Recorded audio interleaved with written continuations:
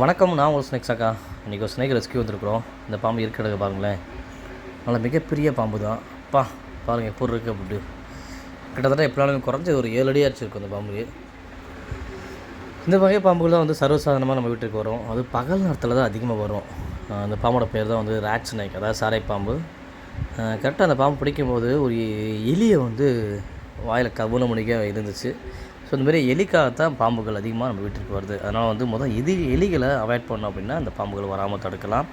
அதுபோக வந்து இந்த சாரை பாம்புகள் வந்து அதிகமாக இந்த குளிர்ச்சியான தேடி வரும். இது உணவுக்காகவும் எலி தவளைகளை தேடியும் இந்த பாம்புகள் வரும். சாரை பாம்புகள் பொதுவாக தலை வந்து ரொம்ப சிறிதாக இருக்கும், உடல் நல்லா பெரிதாக இருக்கும். ஆனால் மிகப்பெரிய பாம்பாக வளர்ச்சி அடையும்.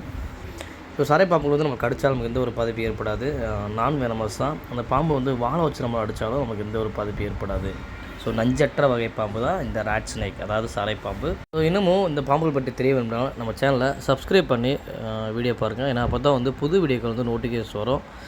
ஸோ இந்த வீடியோ பதிவு நண்பர்களுக்கு ஷேர் பண்ணுங்கள். அந்த சாரை பாம்பு பற்றி அவங்களுக்கு தெரிஞ்சுக்கிறட்டும். ஸோ சாரை பாம்புகள் பொதுவாக நம்ம இருக்கிற இடத்துக்கு சர்வசாதாரணம் வரும். மீண்டும் சந்திப்போம். நன்றி, வணக்கம்.